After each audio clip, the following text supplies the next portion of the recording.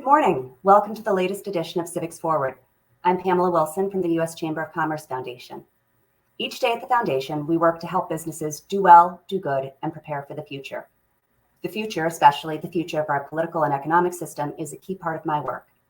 That's why I'm delighted to welcome two guests today who will share their perspectives and experiences on the state of civics education, the issues impacting civic knowledge, and what the future holds for our political and economic system. David Bobb, our guest host for today, has spent the last 20 years working on civic learning and education reform. David taught courses in American politics and public policy at Boston College and Hillsdale College, where he also served as founding director of the Alan P. Kirby Jr. Center for Citizenship and Constitutional Studies. For the last 8 years, he has served as president of the Bill of Rights Institute, a nonprofit which provides resources to students and teachers on American history and government. David is also a member of the Chamber Foundation's Advisory Council on Civics Education. David will be joined by Elizabeth Clay Roy, the Chief Executive Officer of Generation Citizen, a nonprofit dedicated to educating young people on the importance of civic participation and how to engage in our democratic system. Well, it's easy enough for us to agree on the importance of civic education. There are many schools of thought on how to approach it. So we're honored to have these distinguished guests for today's program. They've been thinking about it for a very long time. I'll turn it over to David now, but I'll be back later to moderate a short Q&A after the conversation. So please put your questions into the chat. David, over to you. Thank you so much, Pamela. It's a pleasure to be with you today and a real honor to join the U.S. Chamber of Commerce Foundation for this Civics Forward program.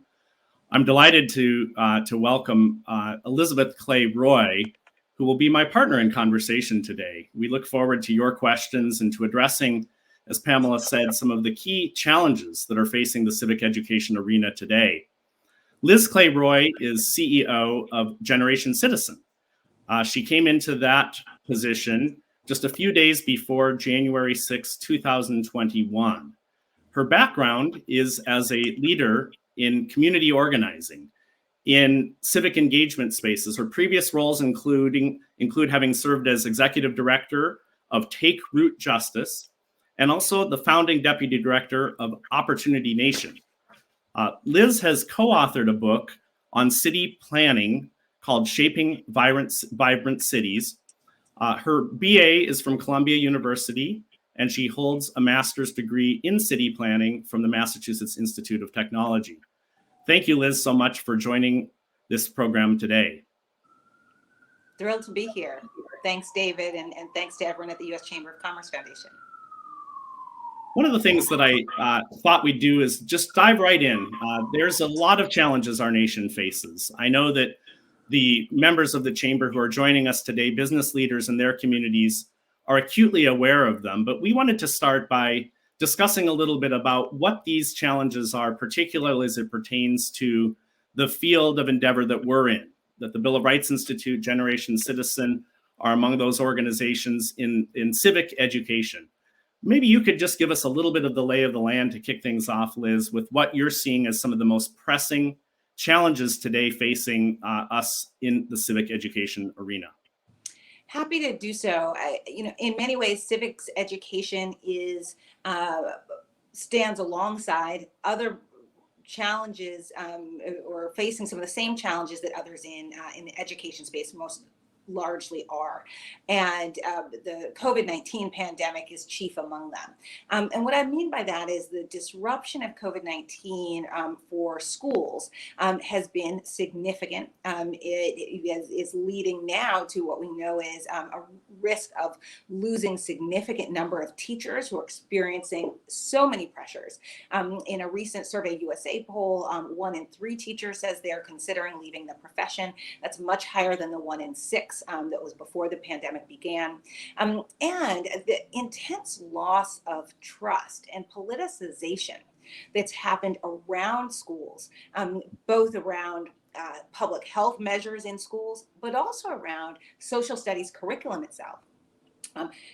Creates an additional source of stress for teachers. And in fact, that same survey, a USA poll, said that 37% of teachers said the recent politicization and censorship in education made them more likely to leave the profession. And so I think we see, schools really are a microcosm of our society at large, and are really experiencing some of those same pressures. And the last I would name for civics education in particular that has been true for much longer than the last 2 years. And that's, kind of not significant funding going to civics education, right? It's not math and English language arts, which we know are at the base of standardized tests, and therefore are likely to receive most significant school funding, but also STEM education, which I'm pleased about. My daughter loves science class, but STEM education has really benefited from increased both public investment, but also great partnership from the business community into schools to say, we've got to raise the next generation of engineers, of scientists, and therefore we need to partner with our schools to raise the quality of STEM education. Civics hasn't really seen that. And so civics really lacks in terms of both seeing resources for its work and also time spent in a school day or in the course of a young person's entire educational career. So those are some of the challenges that I think are facing civics education right now, David. Yeah, it really is an extraordinary time. It's a challenging time for everyone throughout COVID. But one of the things I've been struck by, and I just wanted to read a couple of lines that a teacher just sent us. This teacher said, "I'm a problem solver, an optimist. I'm willing to take charge as the situation requires. But during the last 2 years, the pressures of teaching within COVID have been exhausting. And today the glass is a little less full." And I think it's really important that we all take stock. We've paused and thought about what does it mean to be a frontline worker during COVID. Our teachers are doing remarkable things. And whatever subject area they're in, they're under those pressures that you talked about. An alarming degree. I think it's worth repeating what you said. Up to a third of teachers currently employed, that's 3.7 million across this country, are thinking about leaving the profession. The term crisis can be thrown around too much, but we really, in the teaching profession right now, face some enormous obstacles. And I wanted to just add to what you said, Liz, with another recent survey finding, which is that 68% of parents across the United States, in a recent poll, indicated that they were very concerned about what they see as politicians trying to control what is being taught in the classroom. So if you think of a day in the life of a teacher, getting up to teach, let's say, 10th grade civics in a public high school today, they're grappling with questions that are enormously consequential and very controversial. And what they want to feel, what I think it's safe to say that those of us in the civic education want them to feel, is that they are empowered to talk about those issues with real attention to the concerns of their students, to the needs of their students, to be able to let their kids know that they care and that they should be talking about the things that are most difficult.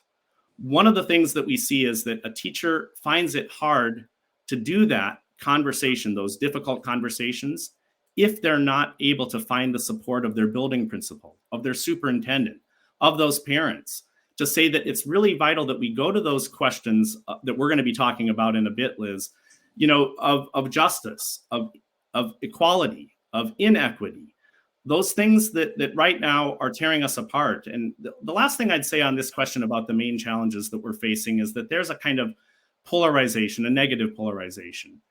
And this impacts teachers and community leaders, business leaders in different ways. But think of it for a moment how it impacts teenagers. Teenagers wonder, can I have a friendship and uphold my friendship and still disagree with those same friends? That's a really profound thing that we see in a lot of the young people that we work with. One of the things as we look at those huge challenges, maybe you could tell us a little bit about how Generation Citizen seeks to really redress those challenges and what your work is and some of the particular things that you're seeing that are helping teachers and students alike. Yeah, great question. So we at Generation Citizen, we champion real world democracy education that really equips all young people with the foundational civic knowledge and the skills they need to affect positive change in their communities. And we do that by partnering with middle schools and high schools in American communities to both deepen critical thinking and the civil discourse skills, figuring out how can I disagree with and still maintain relationship. And we do that through action. We've worked with over 110,000 students in our 12 years, and that's in communities from rural Texas to Brooklyn, from Oklahoma City to Lowell, Massachusetts, and many more communities in between. And at the core of our work, we provide a curriculum and teacher training that really engages with students over the course of a semester to pair a community project with what they're learning in their civics class. Because we believe that by practicing democracy while you're learning the fundamental tenets of our system of government, you really deepen your understanding and feel a sense of responsibility. So 4 key factors of the Generation Citizen project or semester. One is that the projects that students identify are just that. They're student-led. Our organization and teachers are completely issue neutral. We don't have anything to do with what students select. We just give them a framework in which they can identify that issue. They have to pick real-life community problems grounded in data. Right. And so that means doing participatory action research. That means looking through a range of different data sets in their community that help them inform their decision. They have to pick an approach to solving that problem that creates lasting change.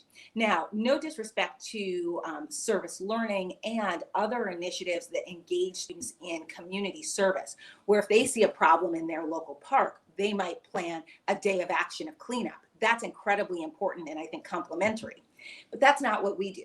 We invite students to do a root cause analysis of the problem. And so if the issue is what's going on with a local park that's not clean, we're inviting students to go look at how is the budget made for park cleanup? Who sets that budget? Has it changed over time? Is it different in different parks in the city? So that they are providing and proposing an approach, a solution to the problem that's grounded in the root cause and is going to lead to long-term change. And finally is reflection, because at the end of the day, this is a rigorous academic exercise that is intended to support their learning and support their development. So they have to reflect on the impact of their process, of their research, and of the action. I'll share one quick example to make it concrete, because I know that always helps me. So mental health is one of the top issues chosen by GC classrooms across the country. And I'll share a quick example from Putnam City North High School in Oklahoma City, where we've worked for years.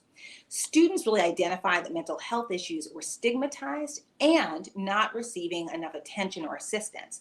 And we're seeing amongst their school population rising depression and anxiety rates, which they identified both through looking at public health data, but also through their own participatory research. And they did community interviews and also noticed that this issue affected students regardless of socioeconomic status. So they were conscious of their diversity in their school and said, let's pick an issue that we know affects a broad swath of our school. So what was the action they took? Well, they focused on their school community, and students decided that mental health training for teachers could be an effective way to provide immediate support for today's students, but also set teachers up to be more effective in supporting the students who would follow them in future years. So they invited a guest speaker to discuss trust-based relational intervention and created a plan which they presented to the principal to really engage in long-term support for increased mental health support for students. That was all student-led, all student-driven, and that's at the heart of the work that we do. That's wonderful. Thank you for that overview. The Bill of Rights Institute was started 21 years ago with a mission to educate young people about America's founding principles. And the way that we really understand that is the way that Frederick Douglass spoke of those principles. He said that if we understand them correctly, the promise of the Declaration of Independence that all human beings are created equal, that they have rights, that their rights don't depend on anything except the fact that they are human beings. That if we understand those principles well, they can really be saving principles. And, he spoke those words back in a time when he himself had not realized any of the benefits from the rights-based framework in the Constitution, when he was still very much a second-class citizen, having escaped enslavement himself. And I think one of the things that we seek to do in building knowledge, you talked about the importance of that for Generation Citizen, building skills. And ultimately, there's a kind of dispositional change that should happen. And one of the things that I've enjoyed about some of the work that we've had and conversations that we've had with your organization and with others in the civic ed community is that we really believe that young people should have voice and agency. They're capable of accomplishing a lot. They're capable of thinking through these problems, these big questions in history, these big questions in civics, these big questions that aren't just kind of in the rearview mirror, though, but the big questions of today. You talked about the work that you're doing in project-based learning. We have found a couple of things that really need to be wrapped around our library of 4,000 learning resources for teachers and students. We support a community of about 60,000 educators across the country. Those teachers in turn are reaching 6 million kids. But what really matters for those teachers is, does the stuff really land?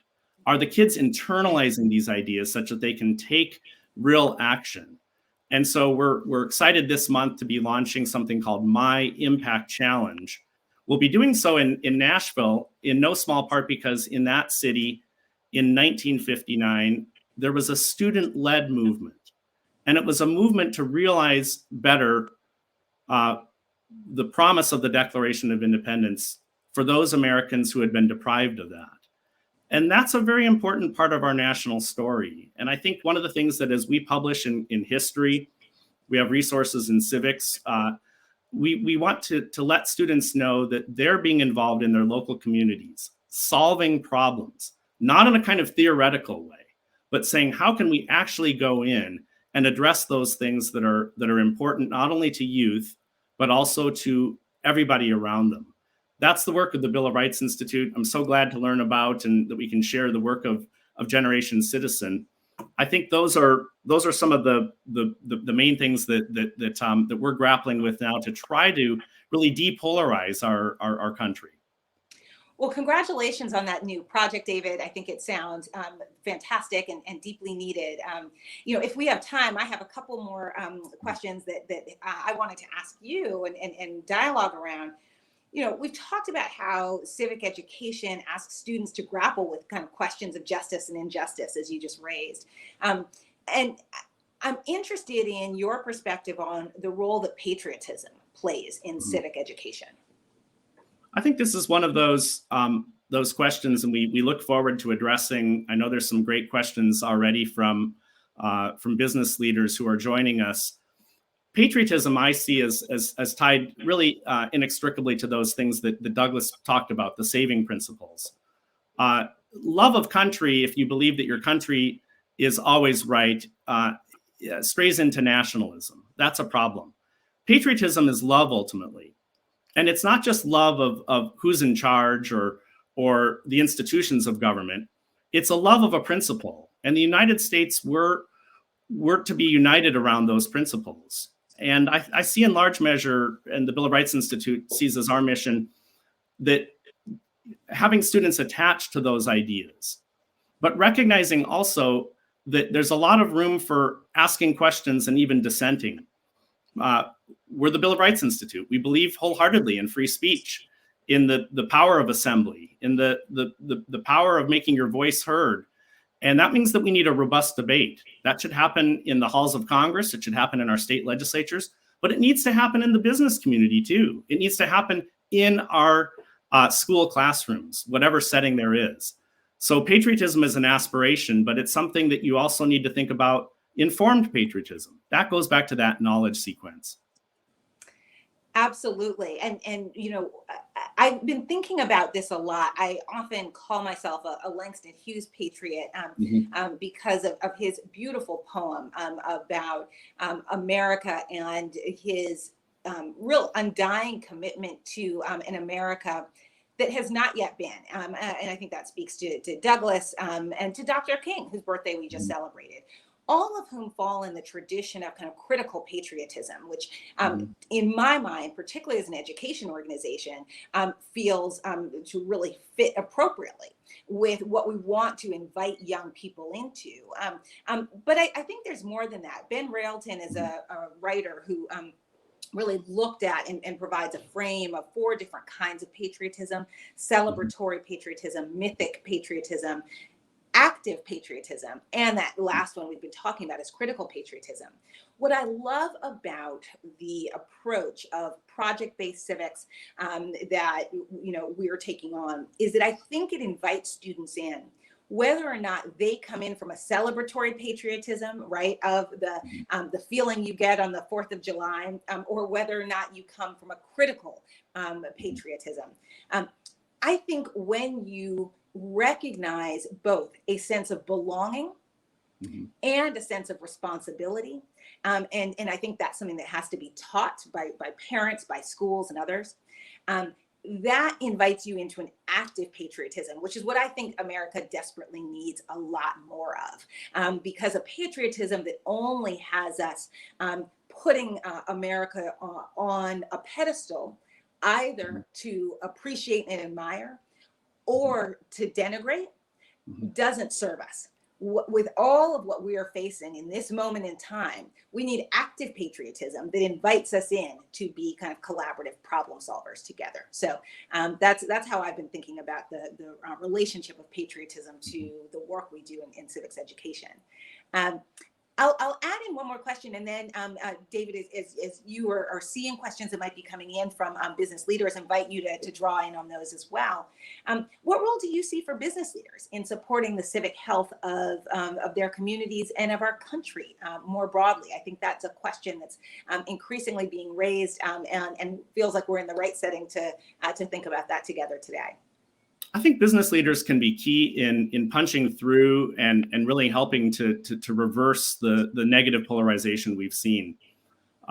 By supporting citizen education, by supporting education that happens at each level, not just among youth, but among employees, there's, after all, a kind of growth that every person has to go through. And we put inquiry, questions, at the heart of our endeavor. It's also at the heart of something called the Educating for American Democracy Roadmap, something the Bill of Rights Institute has been happy to support, a national cross-ideological effort. And I think the place of business leaders to be able to find and spur conversations. After all, a good business is going to require a certain measure of iron sharpens iron. How are you getting to those solutions oriented? And that means that you have to have employees who understand how to disagree, but how to do so in a way that is still rooted in civil discourse. Civics isn't about that 10th period class. It's really a mindset, and I think getting to that place of it being a mindset and something that suffuses all of endeavors of American life is going to require real leadership among our business leaders across the country. Really appreciate that, and I fully agree and would build on it. I think it's critical that businesses and business leaders, whether that's on Main Street with a handful of employees, or whether that's major international corporations, I think behaving in a way that expands trust rather than diminishes trust feels essential at this time. We do have a profound trust deficit in this country, and we all have a role to build back up a trusting society, and businesses have a role to do that too.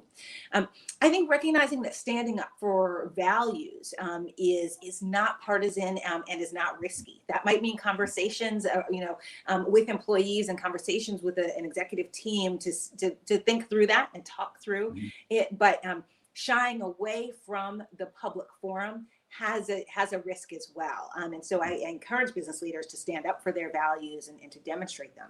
And the last I would say is finding ways to support local schools, and especially as we return, I hope, in 2022 and beyond, to more opportunities for employees to volunteer in school buildings, for local business leaders to go and speak at an assembly and speak to groups of students about their work and about their commitments to a stronger society. I think that can be beneficial, because we hear from students that one of the most special things about participating in Generation Citizen is that they feel a sense of agency in creating communities they want to stay in.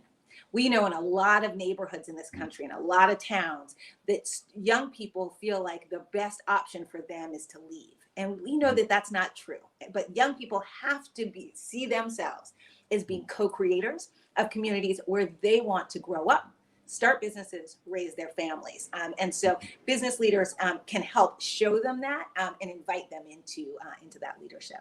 Well, I'm excited to hear what questions that that may be coming in, and would love to turn it over to Pamela to invite some questions. Well, thank you both, Liz and David. This has been a really compelling conversation and very interesting. I think that you've given some great insights into how business can be involved in helping out in their own communities. And I think we've got only a short amount of time, so I'm going to try and sort of throw you a couple of questions, and maybe if you both want to take one. So I'm wondering, at one point we talked about, and I think it was David talking about, or Elizabeth, or Liz talking about the concern about bringing politics into the classroom. And I'm wondering how you approach the issue of differentiating for audiences, whether it's students, families, people in the community, between teaching a political view versus talking about it and educating about politics and our economic system and democratic values, and sort of emphasizing the difference of talking about things not necessarily being enforcing views. Maybe actually both of you could give us your perspective. Happy to do it. It's an important question.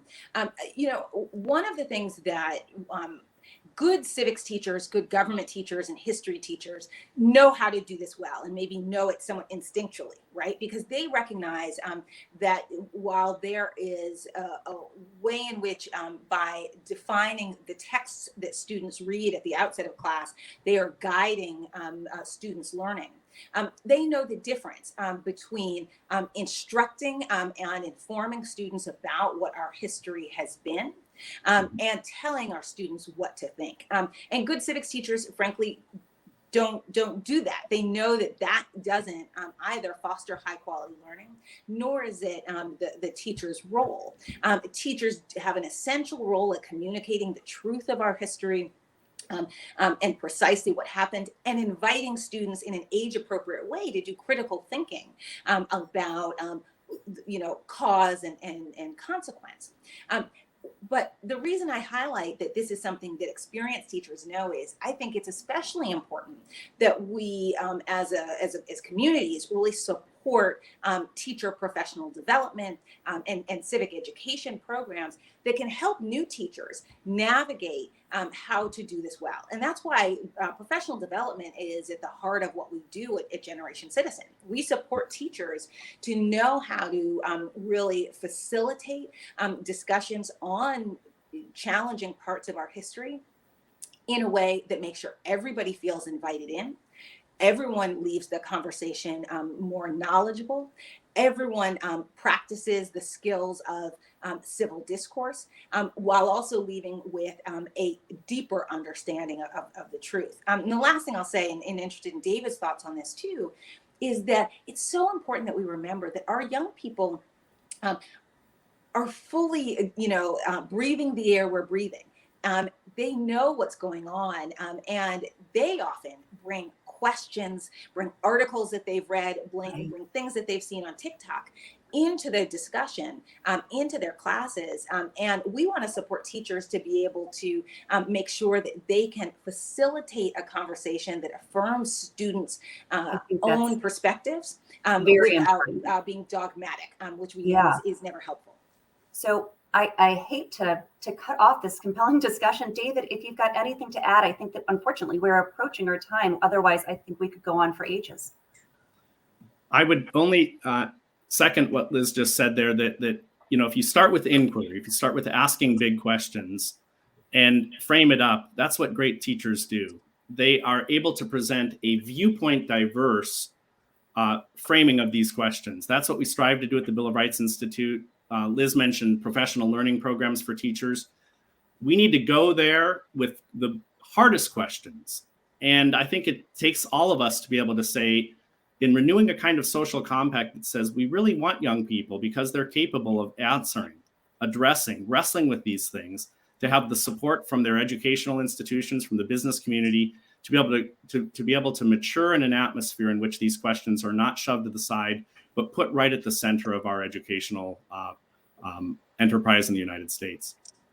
Well, thank you. I think that's a very succinct and great point to end on. And I really appreciate both of you for joining us today and for all the work that you're doing in the civics arena.